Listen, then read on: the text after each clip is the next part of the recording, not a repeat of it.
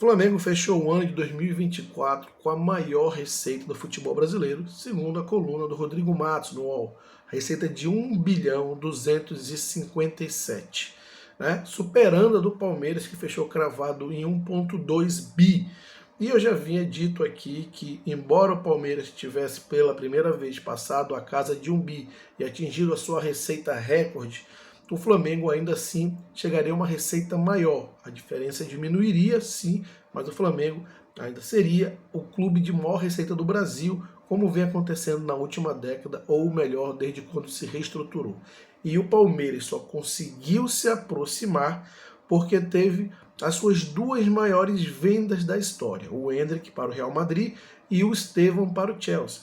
Ou seja, receitas não recorrentes, aquelas receitas que não acontecem todos os anos. Se a gente for considerar os critérios da Deloitte, que elege os clubes mais ricos do mundo, e ela não considera as receitas não recorrentes, ou seja, as vendas de jogadores, só as receitas recorrentes, o Flamengo aumentaria muito mais a distância em relação ao Palmeiras, algo em torno de 40% a 45%, precisa fazer o cálculo direitinho, mas nessa casa. Ou seja, um oceano de distância entre os dois clubes.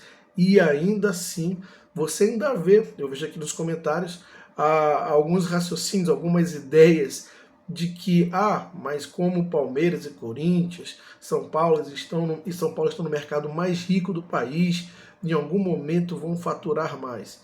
E enquanto o futebol paulista não entender a lógica de mercado, o Flamengo vai seguir abrindo vantagem, cada vez mais de distância. E é sobre isso que nós vamos falar. Agora, antes de seguir com esse vídeo, eu peço a sua ajuda para que se inscreva no canal. Ao se inscrever, não esqueça de ativar o sininho para que você receba as notificações dos próximos vídeos. E tão importante quanto se inscrever e ativar o sininho é deixar o like, o famoso joinha. Claro, através do seu like, o famoso joinha, o YouTube entende como relevante esse conteúdo e distribui para um número muito maior de pessoas. Comente aqui se você gostou ou não de algo que você viu. Através dos seus comentários, a gente pode melhorar a qualidade do conteúdo entregue para você. E compartilhe esse vídeo com seus amigos nos grupos de WhatsApp. Mais uma dica. Na descrição desse vídeo você encontra um link para se tornar membro do canal. E lá tem uma série de vantagens exclusivas para os membros. Então não perca tempo. Vá lá, clique no link, se torne membro e venha fazer parte da comunidade flamenguista do Norte. Voltando ao tema do vídeo, como eu estava dizendo, o Flamengo, por mais um ano consecutivo, seguido, ele tem a maior receita do futebol brasileiro. Ainda que o Palmeiras, que foi o segundo colocado, tenha conseguido sua receita recorde, e muito em função de ter vendido dois jogadores, as maiores vendas da sua história, o Endrick para o Real Madrid e o Estevão para o Chelsea, ainda assim ficou abaixo do Flamengo, que cada vez mais vem diminuindo seu percentual de venda de jogadores e aumentando as suas receitas recorrentes. Vamos lembrar que nos critérios da Deloitte, que é uma das maiores consultorias financeiras do mundo, ela não avalia um clube pelas receitas não recorrentes, porque ela entende aquilo como pontual, aquilo não é sustentável, não vai acontecer todo ano. Então ela avalia o poder de geração de receitas, de riqueza de um clube, pelas receitas recorrentes. E nesse sentido, então, a diferença de Flamengo para Palmeiras vai muito além. E ainda assim, o Flamengo vem trabalhando no aumento dessas receitas recorrentes. E, como eu disse, o Palmeiras ele consegue de alguma maneira se aproximar com essas vendas de jogadores que não vão acontecer todos os anos. Tá?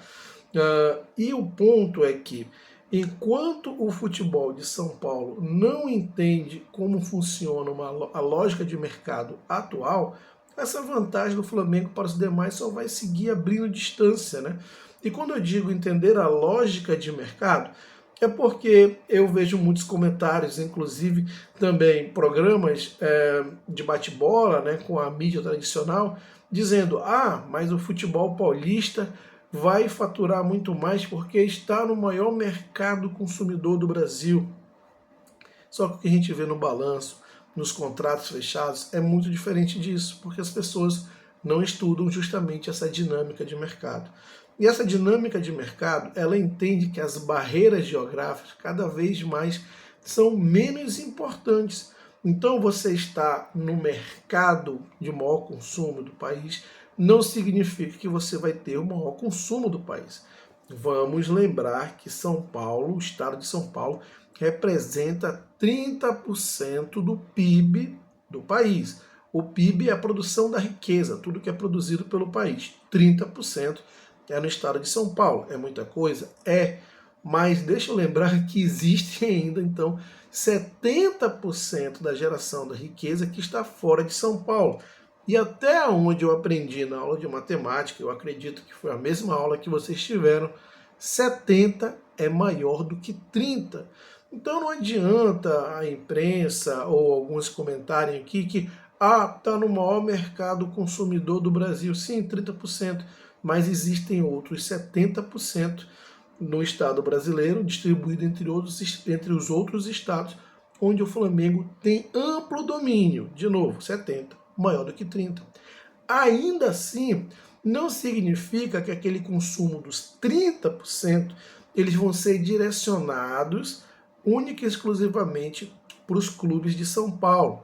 Vale lembrar que o Flamengo, por exemplo, tem uma presença muito relevante no estado de São Paulo, e presença essa que está ficando cada vez maior na medida que os mais jovens vão entrando na faixa de consumo, né? Já existem várias pesquisas, uma validando a outra, que a torcida do Flamengo está aumentando progressivamente, de uma forma até acelerada, no estado de São Paulo, quando as faixas mais jovens vão entrando naquela faixa de entrada das pesquisas.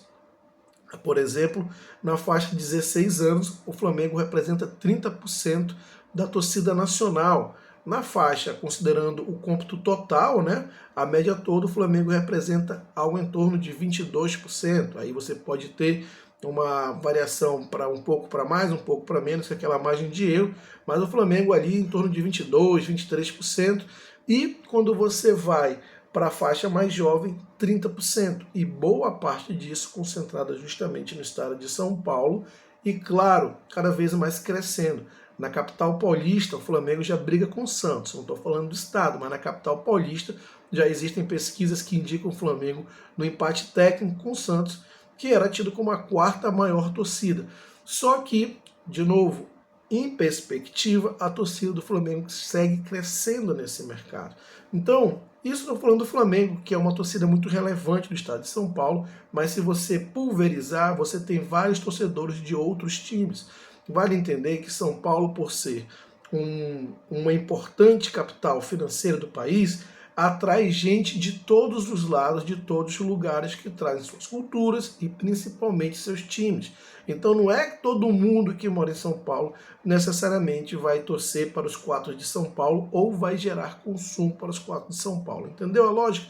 Não é tão direta essa relação. E além do que, como eu falei, cada vez mais a barreira geográfica deixa de ser importante. Tem muita gente no estado de São Paulo que torce para outros times, principalmente o Flamengo, né? Tem muito torcedor no estado de São Paulo e, segundo as pesquisas, numa relação crescente. Agora, se nós observarmos o que acontece em outros países, onde, por exemplo, a era digital está muito avançada, o acesso à internet, o acesso à informação é muito maior do que a gente tem aqui, como por exemplo nas ligas europeias, você vai ver os times mais populares, eles não estão concentrados nas capitais financeiras dos seus respectivos países. A gente pode tirar isso como um exemplo do que acontece no Brasil e do que vai intensificar. Por exemplo, na Alemanha, o Bayern de Munique fica na região de Munique, da Bavária, mas não é a região mais forte financeiramente falando, que é Frankfurt, né? Frankfurt é a região da Alemanha mais forte financeiramente, a capital financeira do país. Mas é o time de Munique e não o time de Frankfurt. É o time de Munique que é o mais popular, é o mais rico. Vamos para a Itália. Na Itália, por exemplo, a região mais forte financeiramente do país, a capital e a região de maior PIB do país é a região de Milão, onde estão dois grandes times, o Internacional de Milão e o Milan. Mas o time mais popular e mais rico do país, que mais arrecada e que mais tem torcedores, é o time da Juventus, que fica na cidade de Turim, né, que é uma cidade, em comparação a Milão, muito menos, vamos dizer, com uma arrecadação muito menor, né? E ainda assim é a Juventus, que é o time mais popular, é o time de maior geração de receita no país inteiro. Vamos para a Premier League, a capital financeira do país, do principal campeonato do mundo, é Londres. E não são os times de Londres que são os times mais ricos, de maior receita, e nem os mais populares. É justamente a dupla Manchester United e Liverpool. O Liverpool, principalmente, que não está em Londres, na capital inglesa. Então, são os dois times mais populares, são os dois times que mais geram receitas, e não são os times que estão nessa capital financeira. Citei aqui as três principais ligas e quatro grandes marcas de primeira prateleira no futebol europeu, para citar um exemplo que acontece no primeiro mundo em termos de futebol de alta performance, para o que já acontece no Brasil e deve se intensificar na medida que essas barreiras geográficas cada vez mais elas vão sendo derrubadas. Isso não existe mais, esse negócio de tá na capital financeira do país. E daí? É só você ver a tendência dos programas esportivos que estão localizados em São Paulo cada vez mais incluir o Flamengo em suas pautas, porque hoje, com YouTube, plataformas digitais, o que é medido é alcance. As redes sociais, as plataformas digitais, elas buscam maior alcance para oferecer para o mercado publicitário, para o segmento publicitário, dizendo, olha, eu consigo alcançar mais gente em mais lugares. É isso que elas monetizam os seus parceiros, é isso que elas redistribuem em termos de valores para os seus parceiros. E é isso que os parceiros, os canais, a nova mídia busca, alcance. E o alcance ele tem em todo lugar, em São Paulo ou em fora. Então você vê comumente programas com origem em São Paulo, jornalistas em São Paulo, cada vez mais falando do Flamengo. Você vê os balanços também, o Flamengo cada vez mais aumentando vantagem em relação aos seus contratos. E ainda assim não entende que a dinâmica não tem nada a ver com uma barreira geográfica? Pois então, enquanto os clubes de São Paulo entendem que pelo fato de ter essa barreira geográfica isso vai fazer alguma diferença que não faz, o Flamengo ataca o mercado das mais diferentes formas. Já fizemos vídeos a respeito aqui. O Flamengo está popularizando a sua camisa, fazendo com outros fornecedores, já que tem um contrato de flexibilidade com a Adidas, onde ele pode fazer em outros fabricantes a um custo mais popular e pode vender isso. Já está se associando, fazendo patrocínios com dinâmicas diferentes, onde ele é remunerado por um valor fixo,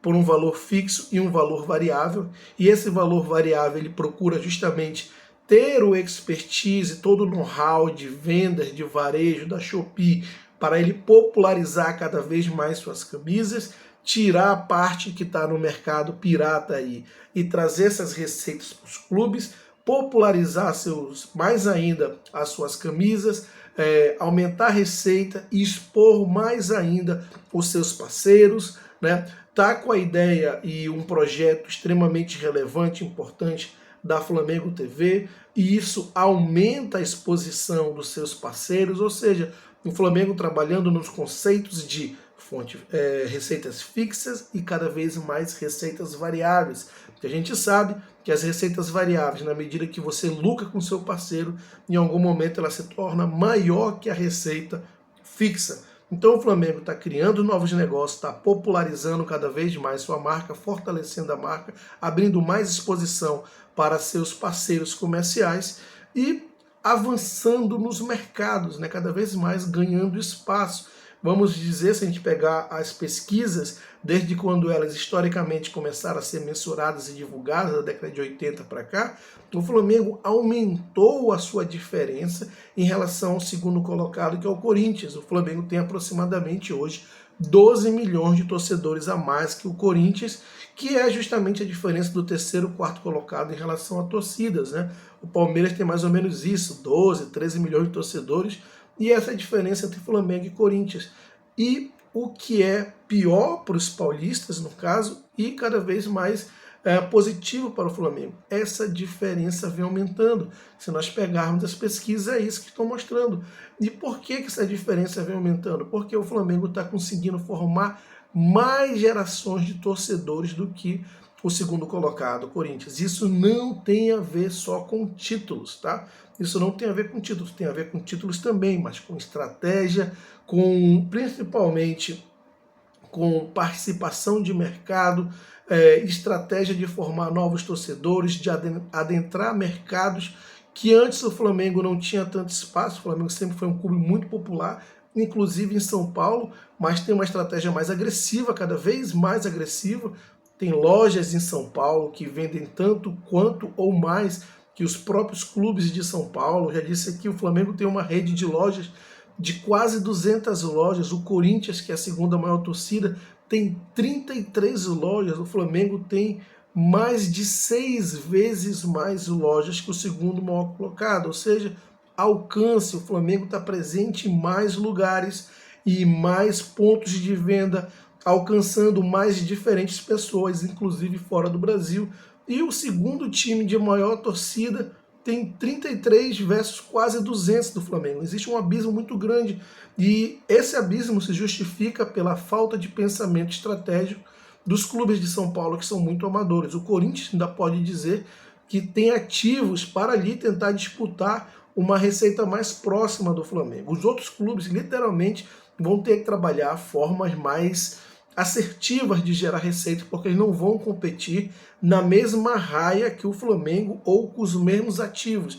Quando eu me refiro a ativos, eu me refiro em especial à base de consumidores de cada clube, que se transforma, que se resume em torcida. O Flamengo tem 3,5 vezes mais torcida que o Palmeiras, 3,5 vezes mais torcida que o São Paulo. Então não é nessa raia que Palmeiras e São Paulo vão conseguir competir.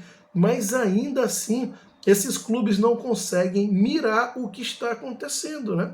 E por serem amadores, eu nem digo tanto Palmeiras, de forma administrativamente o Palmeiras é muito bem administrado e gerido, mas de forma mercadológica, visão de mercado, eu acho que ainda falta avançar em muito, se bem que tem copiado algumas estratégias do Flamengo.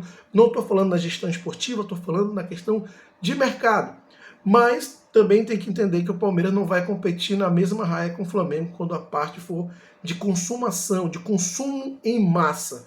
O Flamengo tem muito mais poder de consumo em massa que do Palmeiras de São Paulo. Do Corinthians aí, o Corinthians teria uma capacidade melhor de se aproximar, mas não faz. Por quê? Porque esses clubes não estão olhando para o que acontece no mercado de fato, na real dinâmica de mercado. E a real dinâmica de mercado, ela reconhece força, presença e a quem toca, como toca. Alcance, essa é a palavra da vez. E o Flamengo tem cada vez um alcance muito maior que os seus co-irmãos do futebol de São Paulo, inclusive no estado próprio São Paulo, no estado de São Paulo, desculpem. Então, cada vez mais o mercado olha, vê que a marca Flamengo se valoriza, e isso também está aí comprovado pelas consultorias financeiras. A marca Flamengo cada vez mais se distancia. Hoje a diferença da marca Flamengo para a marca do Palmeiras é de mais de R$1 bilhão. Isso muito em função da presença que o Flamengo cada vez mais tem constante em São Paulo, em todas as regiões, e ele cada vez mais se desenvolve nessa dinâmica. Agora está sendo vanguarda nos direitos de transmissão, nos direitos internacionais de mídia. Isso certamente a médio e longo prazo vai gerar frutos, e quando os clubes começarem a olhar, o Flamengo já vai estar muito 2, 3, 4, 5 passos à frente. Então, o Flamengo consegue combinar todo o seu poder, toda a sua força de marca, os seus ativos, sua base de consumidores, com uma gestão extremamente profissional, com expertise de mercado nos segmentos que são necessários. Enquanto os clubes do futebol de São Paulo e seus torcedores ficam com esse discurso de que estamos na região de maior PIB do Brasil. Isso não vale de muita coisa, amigo. E é só você olhar para o lado, além do oceano, que você vai perceber que nessa era digital, cada vez mais as barreiras geográficas fazem menos sentido.